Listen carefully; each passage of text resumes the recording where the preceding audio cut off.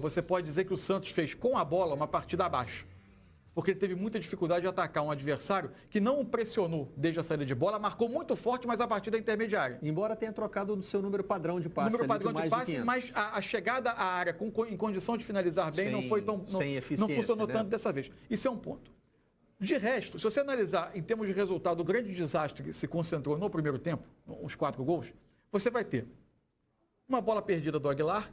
Nossa. Em uma posição que tem muito pouco a ver com o sistema, porque ele está totalmente equilibrado com o tempo para escolher a saída de jogo, Isso, até que ele é confrontado, apertado, e aí ele falha. Você tem um gol de bola parada, que o Santos marcou mal a bola parada nesse gol no primeiro tempo e no quinto gol no segundo tempo. E aí você tem uma outra situação, o primeiro gol sim, uma bola perdida no campo do Santos, mas nem é um lance que o Santos está totalmente adiantado. O que talvez deixe para reflexão é que a tentativa do Copete, numa linha de 4 defensores como lateral esquerdo, ela aí deixa alguns problemas. Ou pelo menos nesse jogo deixou, e seja um processo de adaptação que vai durar mais algum tempo nessa temporada. Porque nos dois lances, ao fechar da lateral para dentro da área, para compor o posicionamento defensivo, já que a jogada vem do lado esquerdo, ele permite a antecipação do adversário. Claro. E aí ele se equivoca 2 vezes. Agora, é curioso que parece que o Santos já está preparado para o tipo de crítica que vai sofrer quando as coisas derem errado, né? Vamos ver o que disse, por exemplo, o Vitor Ferraz. Si hablamos 78%, el rival tuvo un 22% y hizo 5 goles. O sea, normalmente a veces la posesión no te determina un resultado. Sufrimos puntualmente 5 o 6 remates, de los cuales 5 fueron goles. Partido muy raro para explicar, pero es lo que nos tocó.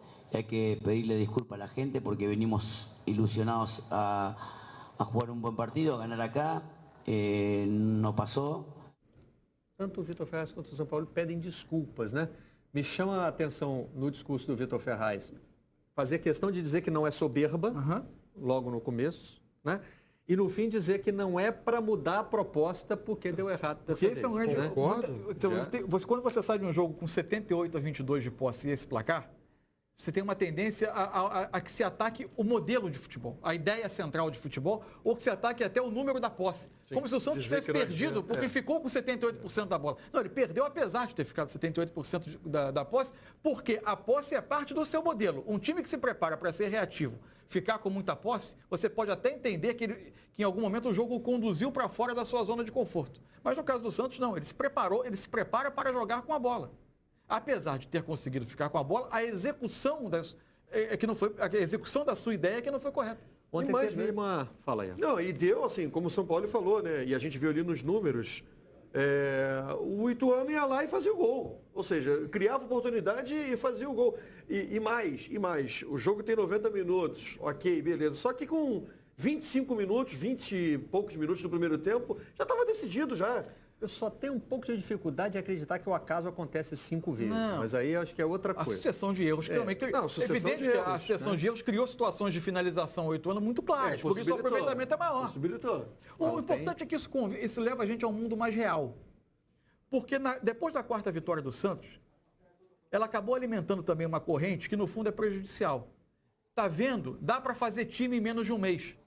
E não tem time pronto em menos de um mês. A execução, em especial a execução de uma forma de jogar nova, conduz ao erro. Essa mudança de tom apareceu, por exemplo, na conta de Twitter do Santos, que estava super brincalhona nos primeiros jogos, criando a hashtag Crise no Santos, e tratando ironicamente dos gols que eram marcados nas goleadas, dizendo que assim não dá, não é possível mais um gol do Santos, né? E ontem...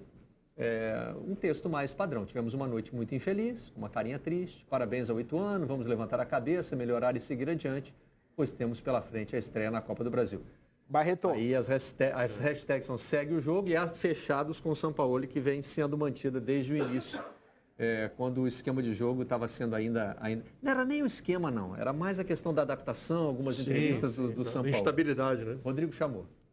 Não, essa foto aí é dos jogadores que apareceu no Twitter do Santos, reunidos no final do primeiro tempo, tentando entender o que tinha acontecido e planejando o segundo, o que não deu muito certo. Agora, o que eu queria perguntar para vocês é se vocês acham que o fato do Santos, assim, nos últimos 2 jogos pelo menos, ter entrado com um sistema de 3 zagueiros e ontem com 2, pode ter dado uma confundida no esquema, tanto que o Luiz Felipe foi entrar no final do jogo e o Aguilar, que vinha sendo líbero, acabou falhando em pelo menos 2 bolas, né?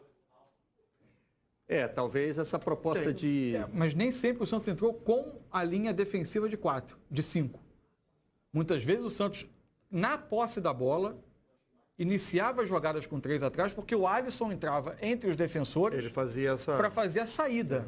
Agora, na hora de defender, o Santos muitas vezes se organizava em linhas de 4. A linha era de 4 mesmo. Não, mas o que o Rodrigo questiona, eu acho que assim, se talvez o elenco do Santos ainda não esteja preparado para mudanças de sistema de um jogo para Isso outro. vai acontecer com o tempo. Por que não está preparado? Porque não tem time pronto em janeiro. Não existe time pronto em janeiro.